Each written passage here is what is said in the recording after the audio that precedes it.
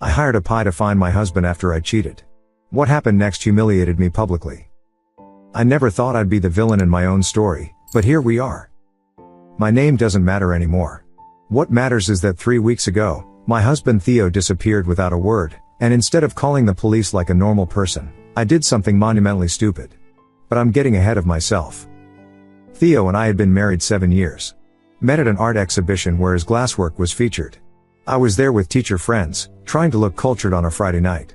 He was this quiet intensity in the corner, watching people react to his pieces rather than networking like the other artists. When I complimented his work, he actually blushed. Said my opinion meant more because I wasn't trying to buy anything. I fell for him hard. The sensitive artist who saw beauty in melted sand and broken things. We got married 2 years later. I had my stable teaching job at Rosewood Academy, one of those private schools where parents drive Teslas and kids have trust funds. I taught music to elementary kids, which sounds sweet until you realize half these parents think their tone-deaf offspring are the next Mozart. Theo converted our garage into a studio, spent his days creating these incredible sculptures that barely paid the bills. I didn't mind being the breadwinner. I liked taking care of him. That was the narrative I told myself, anyway. The truth? Somewhere around year 5, I got bored. Theo would disappear into his studio for 12-hour stretches, emerging covered in burns and cuts, excited about some new technique he'd discovered.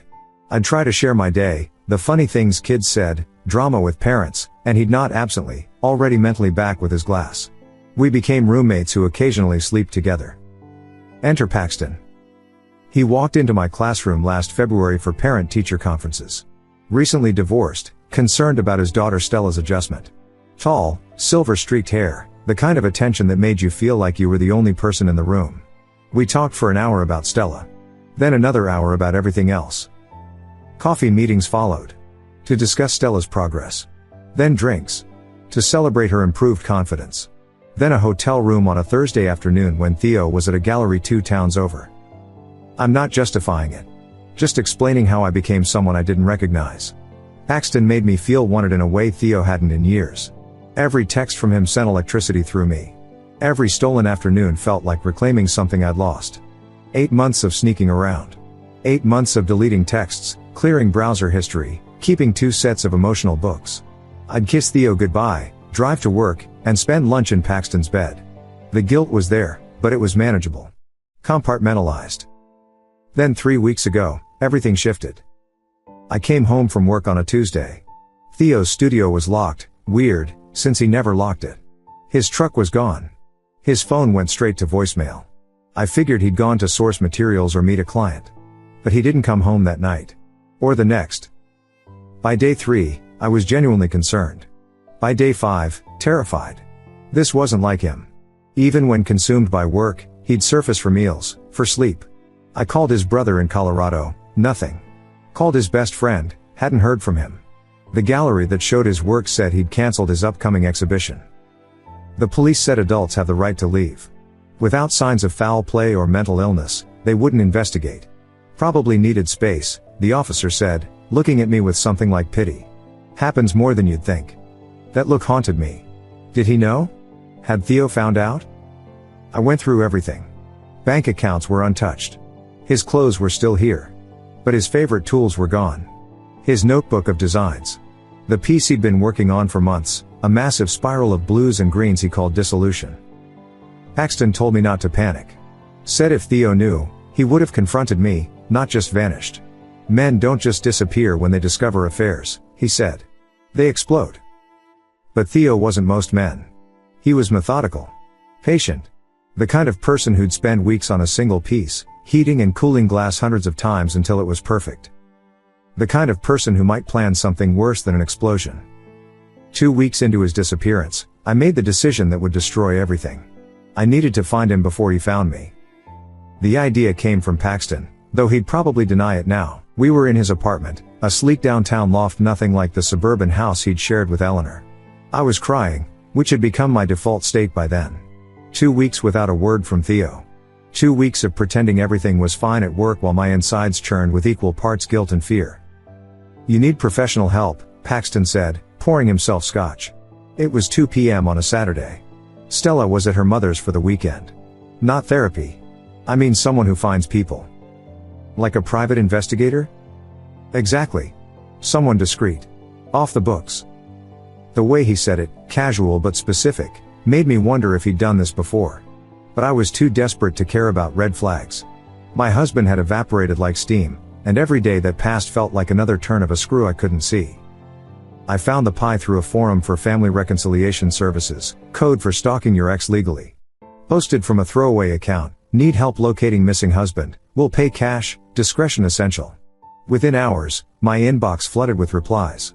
Most seemed like scams. One stood out. I specialize in delicate situations. No judgment. No paper trail. Results guaranteed. We met at a diner off the interstate. The guy looked like every pie cliché, mid-50s, stubbled, coffee-stained shirt. Called himself Morrison. No first name offered. He listened to my story without expression, occasionally jotting notes in a water-damaged notebook. $3,000 up front, he said. Another 2 when I find him. I'd pulled the cash from different ATMs over several days. Handed it over in an envelope that shook in my hands. Felt like a drug deal. Probably was, in a way. I was buying myself time to figure out what Theo knew, what he planned. Morrison wanted details.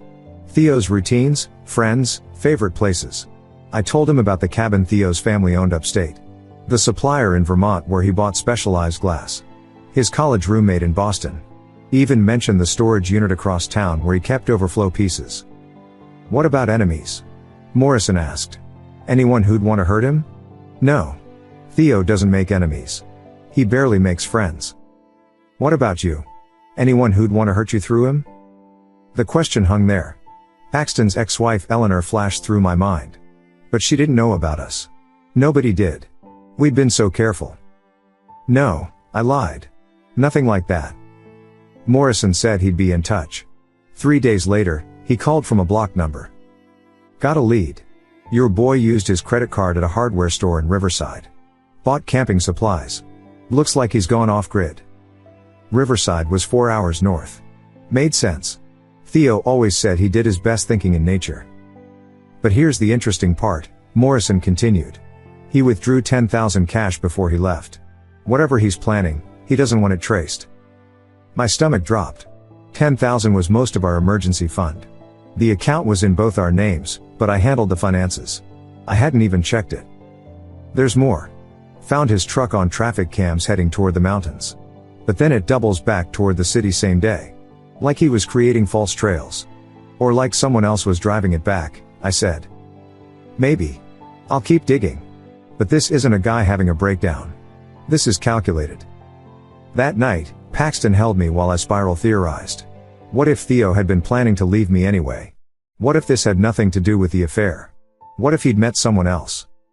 Stop, Paxton said, kissing my forehead. You're driving yourself crazy over nothing. He probably just needed space to process something. Artists are like that. But he didn't know Theo. My husband didn't process. He planned. Every piece he created started with dozens of sketches, temperature calculations, chemical formulas for colors. He'd spend weeks preparing before touching his first piece of glass. Morrison called again 3 days later. Said he'd tracked Theo to a motel near the state line. Had photos of him entering a room. Alone. Want me to approach him? No. Just watch him. Tell me what he does. I wired another $1,000 for extended surveillance. Told myself I was protecting both of us. If Theo was planning something, I needed to know. Morrison sent updates twice a day. Theo at a coffee shop, laptop open. Theo meeting with someone Morrison couldn't identify. Theo loading boxes into a rental van. Then yesterday, Morrison's messages stopped. His phone went straight to voicemail. His email bounced back. This morning, I found out why. The doorbell rang at 6 a.m. Nobody rings doorbells at 6 a.m. unless someone's dead or arrested.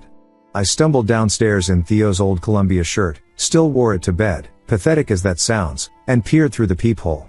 Nobody there. On the doorstep sat a single padded envelope. No postage. No address. Just my first name written in Theo's precise handwriting. My hands trembled as I tore it open. Inside, a USB drive and a sticky note. Watch alone. I ran upstairs, laptop already opening before I hit the bed. The drive contained one video file. 23 minutes long. I clicked play.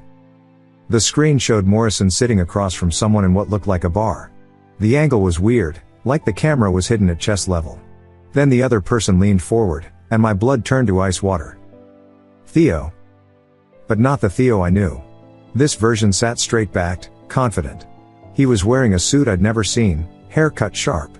He looked like someone who made decisions that ruined people. The timestamp showed 2 weeks ago. 3 days before I hired Morrison. She'll contact you within the week, Theo said on the video, sliding a folder across the table. This is everything about her routines. Where she'll want you to search. How she'll pay you. Morrison thumbed through pages. I recognized my own photo, daily schedule, even screenshots of my browser history. You want me to take her money and report back to you? Every word. Every meeting. Record everything. This is entrapment, buddy. No, it's documentation. She's looking for me because she needs to know what I know. And now I'll know exactly how desperate she is to find out. Morrison laughed. Actually laughed. Hell of a thing, catching your wife cheating. I'm not catching her. I caught her 4 months ago. 4 months. When I thought I was being so clever, so careful. 4 months of him knowing while I played house. Shared iPad, Theo continued on video. She forgot to log out of her messages. Saw everything. The photos she sent him. The things they said about me. My stomach heaved. The photos. Christ, the photos. So why the elaborate setup? Morrison asked. Because she's not just a cheater. She's a planner. Strategic. She'll try to get ahead of this, control the narrative. But every move she makes thinking she's protecting herself will actually be evidence of consciousness of guilt. When someone hires a PI to find their missing spouse, what does that suggest? That they're worried. Or that they're establishing an alibi. Poor concerned wife, so desperate to find her husband she hired professional help. The video jumped to another timestamp. A week later. Morrison was showing Theo photos of me at the ATM pulling cash, me at our meeting in the diner, me leaving Paxton's apartment with my hair still messy. She's still seeing him, Morrison reported. Even while playing the worried wife.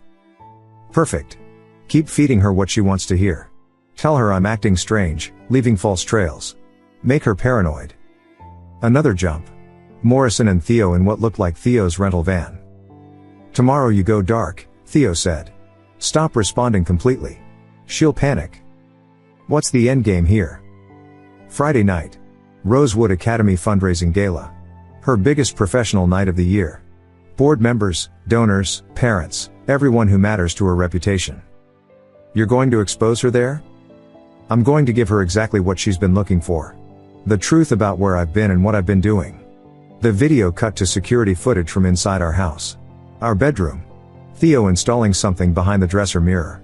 Another angle, him placing something inside the kitchen light fixture. Another, him at his computer, downloading files, organizing folders labeled with dates. The final scene was Theo speaking directly to the camera. Yesterday's date stamp. By the time you watch this, Morrison has given me everything I need. Your meetings, your payments, your instructions to track me down. All recorded. All documented. You hired a man to hunt me, never knowing I'd already caught him. And you. The gala is tomorrow night. Wear something nice. It'll be the last time those people see you as respectable.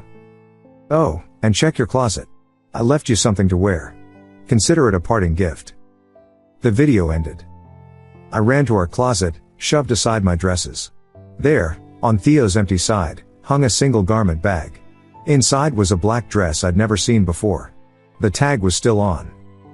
The brand name, Dissolution. The same name as his final glass piece. I wore the dress. Call it defiance, denial, or just plain stupidity, but I zipped myself into Theo's gift and walked into that gala like I owned the place. If he wanted a show, he'd get one. Besides, what was he going to do? Stand up in a room full of Rosewood's elite and announce his wife was having an affair?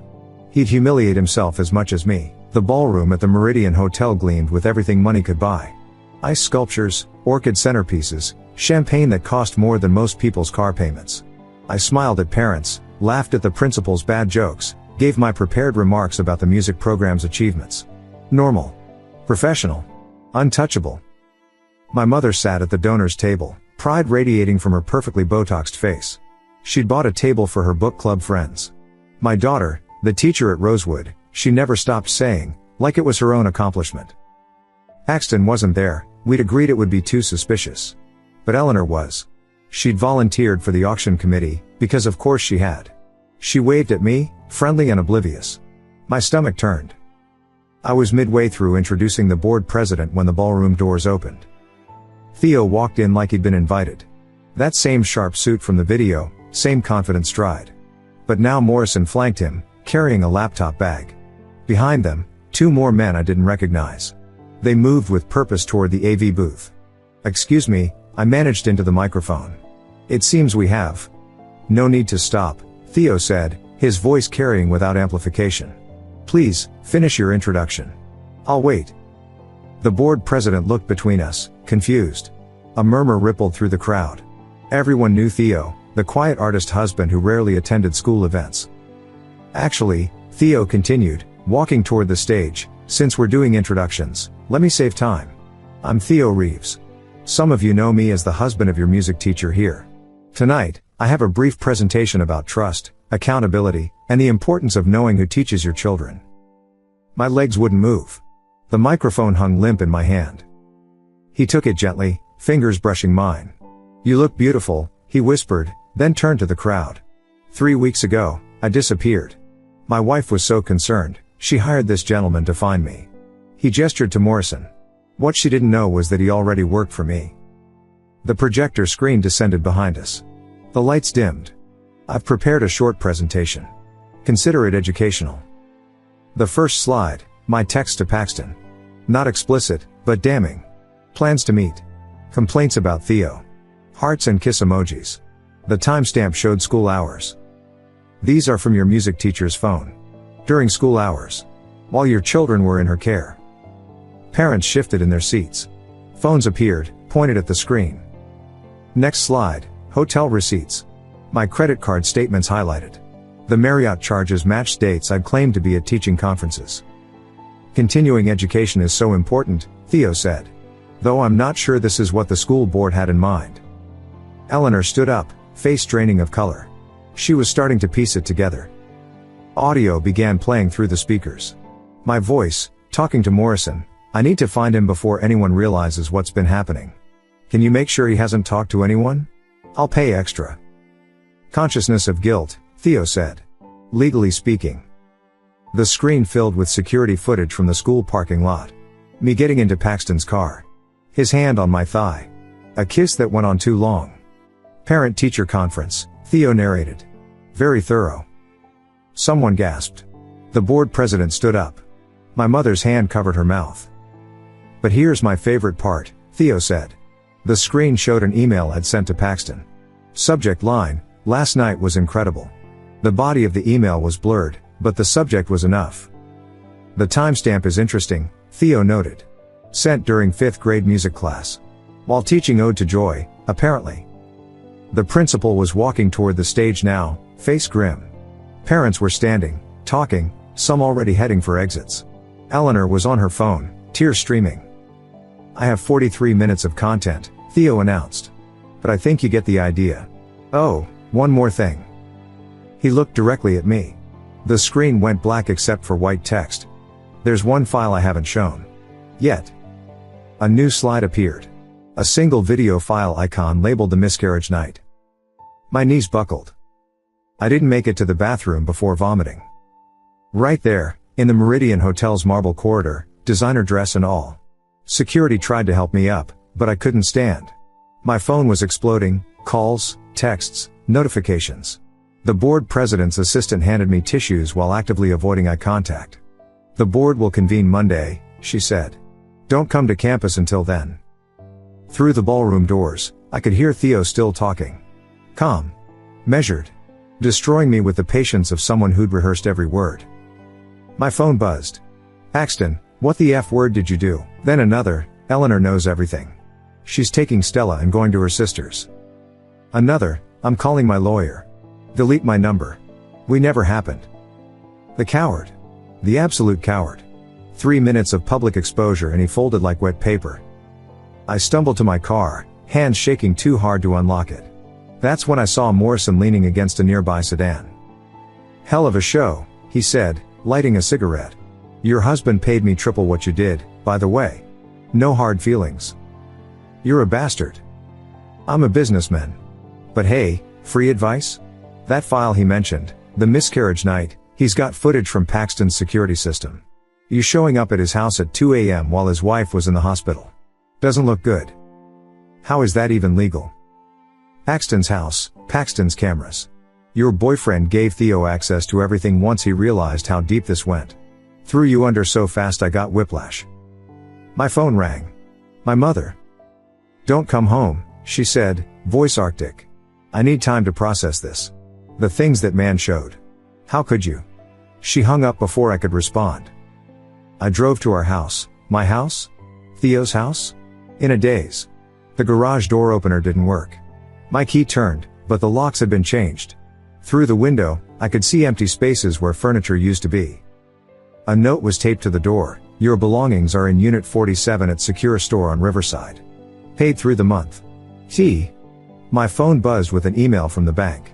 Joint accounts frozen pending divorce proceedings. Credit cards canceled. I had my personal checking account, barely $2,000, and nothing else.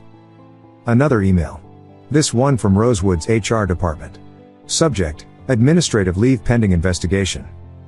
The group chats were worse. Someone had screen recorded Theo's entire presentation. It was spreading through parent WhatsApp groups like wildfire. Comments poured in. Always thought she was too friendly with the dads. My daughter said she was always on her phone during class. Disgusting. Fire her immediately. Poor husband. He seemed so nice. Eleanor had posted on social media. Not directly naming me, but obvious enough, when you trust your child's teacher and she betrays that trust in the worst possible way. Some people have no shame. 300 comments in 20 minutes. Parents from school piling on. My social media accounts were getting tagged, destroyed. I checked into a Holiday Inn using my personal credit card. The desk clerk recognized me. Her son was in my 3rd grade music class. She handed me the key without making eye contact. The room smelled like industrial cleaner and broken dreams. I sat on the bed, still in the black dress, and opened my laptop. The video of the gala was already on YouTube. Teacher's affair exposed at school fundraiser. 40,000 views in 3 hours. A text from an unknown number. This is Eleanor. I know about the night I lost the baby. I know you were with him while I was bleeding in a hospital bed. You're lucky I don't come find you myself. Another unknown number. Saw the video. You taught my daughter piano. We want our money back. Another. Maybe find a new town. Just a suggestion. At midnight, an email from Theo's lawyer arrived. Divorce papers attached. The terms were simple: sign immediately, walk away with nothing, or that final video goes public. I read through the agreement. He documented everything. My affair wasn't just infidelity, it was abandonment of marital duties, financial deception, those hotel charges, and breach of fiduciary trust, using marital funds for affair expenses. He wanted everything. The house, inherited from his grandmother, never truly mine. The investments, grown from his glass sales, legally his. Even my grandmother's ring, a family heirloom he'd kept in the safe. The only thing he couldn't touch was my teacher's pension. Small mercy. At the bottom of the agreement, a handwritten note, signed by Monday, or the complete files go to Channel 7 News. They're very interested. I poured a glass of hotel wine and opened the envelope I'd been avoiding. Inside was a USB labeled "Watch Alone." The video opened on Theo's face, lit by computer screen glow. He was in his studio. I recognized the tools hanging behind him, the half-finished pieces on shelves. This was recent. Maybe even recorded today. "Hello, Melody," he said. My real name. The one I'd asked him not to use at the gala, keeping that last shred of anonymity. If you're watching this, you've seen the papers. You know the terms. This is the rest. He leaned back, and I saw exhaustion in his eyes for the first time. 4 months ago, I found your messages on the iPad. The photos. The videos. The things you said about me to him. How I was boring. Obsessed with dead art. A financial weight you carried. That one hurt, considering I never asked you to support me. I was building something. Slowly, yes. But building. He picked up a piece of glass, turned it in the light. I could have confronted you then. Screamed, thrown things, demanded answers. But that's not who I am. You know that. It's why you thought you could do this, because quiet men don't fight back, right? The screen shifted to security footage from Paxton's house. Night vision, grainy but clear enough. Me walking up his driveway at 2:17 a.m. The date stamp showed 3 months ago. Eleanor's miscarriage night. His ex-wife from his first marriage reached out to me last month, Theo continued in voiceover. Found me through my website. Wanted to warn me that Paxton had a pattern. 3 schools, 3 teachers, 3 destroyed marriages. You weren't special, Melody. You were just next. The footage showed me at Paxton's door. Him answering in boxers and nothing else. The embrace that followed.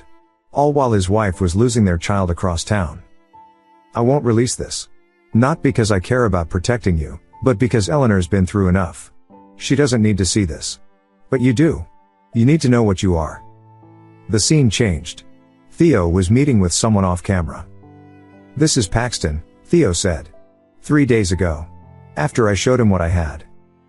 Paxton's voice, panicked. She pursued me. Constantly. Wouldn't leave me alone. I tried to keep it professional but she threatened to fail Stella if I didn't. Stop, Theo's voice interrupted. I have the texts. I know who started it.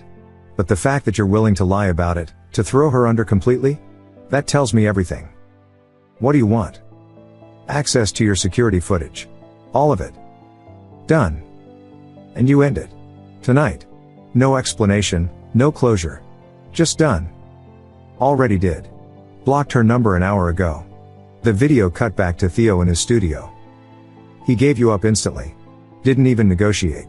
You lost your marriage, your career, and your reputation for a man who deleted you like spam email. He stood, walked to something off camera. Returned with a box. These are your things. The ones that mattered. Your father's watch. The journal from college. The necklace from your grandmother. I'm not a monster, Melody.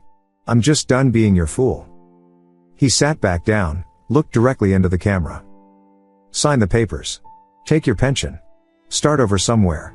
Or don't sign, and I'll make sure everyone from here to the state capitol knows exactly who you are. The footage from the miscarriage night alone would end any chance of teaching again. He paused, picked up another piece of glass. This one was beautiful, swirls of blue and green, like captured ocean. You know what's funny? My new collection, the one inspired by this whole mess, is already sold out. Galleries in 3 cities want exclusive shows. The piece I was working on when you were sneaking around? A collector bought it for $60,000. Turns out betrayal makes for compelling art. The screen went black. Then text appeared. The choice, sign and disappear. Or fight and lose everything publicly. You have 48 hours. I closed the laptop. Signed the papers without reading them again. Scanned and emailed them back at 3 a.m.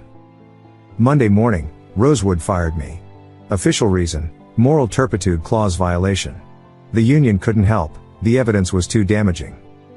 I teach piano now from a studio apartment 2 states away. Cash only. No social media. Parents Google me occasionally, find the videos, pull their kids from lessons. Last week, I saw an art magazine at the grocery store. Theo on the cover, his glass pieces photographed like jewels. The headline, From Ashes to Art, How Personal Tragedy Fueled a Creative Revolution. Inside, a full spread of his new work. Each piece named after a stage of grief. Beautiful. Devastating. The largest piece, centered in the gallery, was called Liberation. It was the exact blue-green of the dress he'd made me wear. Thank you so much for watching until the end. If you really like our videos, please don't forget to like, share, and subscribe. Have a great day.